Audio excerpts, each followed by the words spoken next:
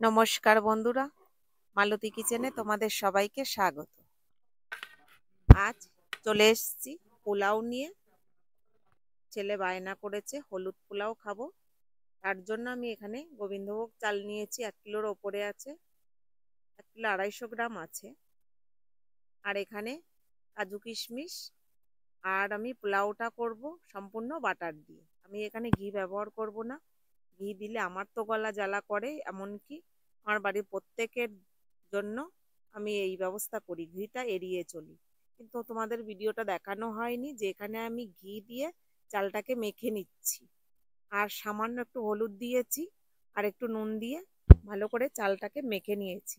আর চালটা ধুয়ে নিয়েছি, তো সেই কারণে চালটা অনেকক্ষণ রেখেছিলাম, ধোয়ার পরে দেখি বেশ ঝরঝরই হয়ে আছে, আমাকে আলাদা করে শুকাতে হয়নি। এইভাবে আমি মেখে নিয়েছি। তো গ্যাসটা একটু নিচে নামিয়ে নিয়েছি, আর বড় কড়াই বসিয়ে দিয়েছি। প্রথমে দেখো এখানে আমি অল্প রিফাইন তেল দিয়ে দিলাম। এখন গোটা গরম মশলা দিয়ে দিচ্ছি আর তেজপাতা।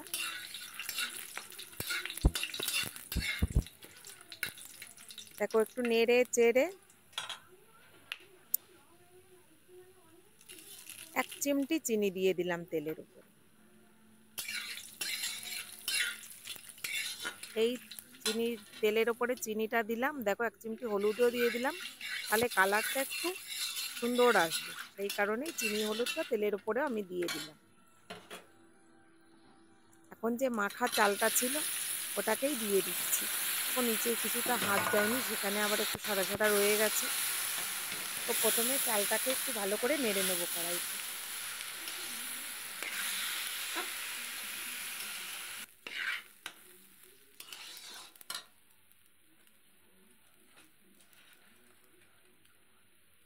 বেশ একটু ভালো করে নেড়ে নেব।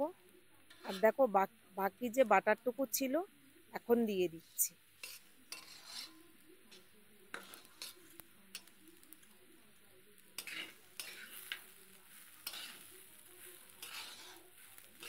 দিয়ে আর একটু নেড়ে নেব।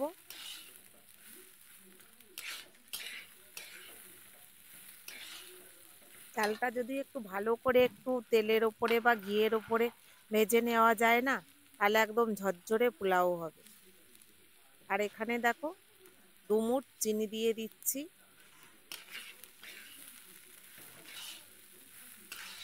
আমি সবসময় পোলাও করতে গেলে আমি এইভাবেই চিনিটা দিই।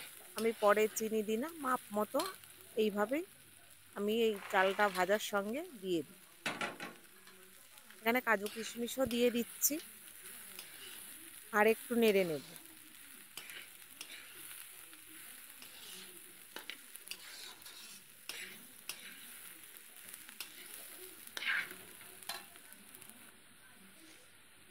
পরিমাণ মতো এবার লবণ দিয়ে দিচ্ছি। মাখার সময় সামান্য একটু দিয়ে মেখেছিলাম।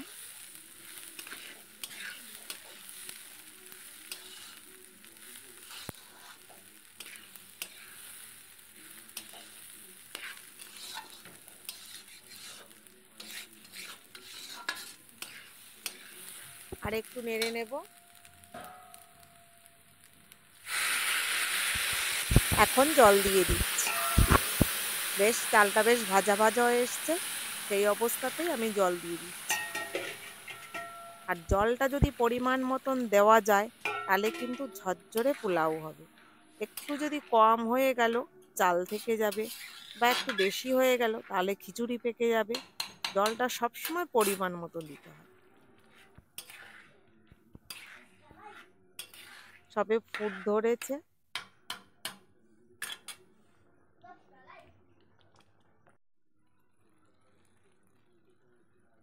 দেখো এখানে কিন্তু একদম চাল চাল দেখা যাচ্ছে। এখন আমি একদম গ্যাসটাকে একদম কমিয়ে দেব, কমিয়ে চাপা দিয়ে দেব। এখন আমার চাপা দিয়ে দিয়ে শুধু করতে হবে।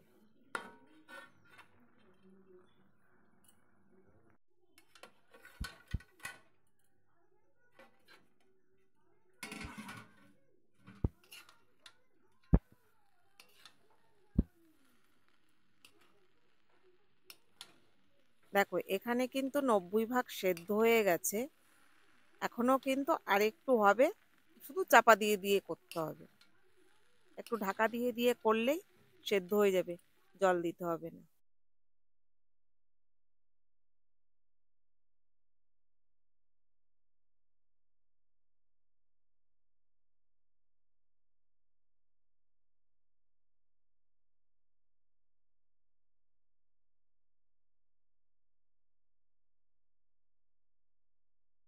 দেখো একদম ঝরঝরে পোলাও হয়ে গেছে, বেশ গরম ধোঁয়া উঠছে। বাহ, এরকম যদি রাতের খাবার এরকম হয়, ঝরঝরে পোলাও সাথে মাংস, ওহ, তাহলে তো আর কোনো কথাই হবে না।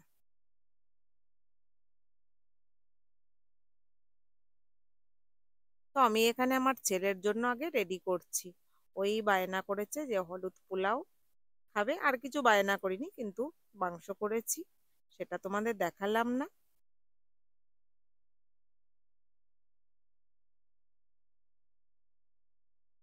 আজকের পোলাও কেমন হয়েছে তোমরা অবশ্যই কমেন্ট করতে ভুলো না।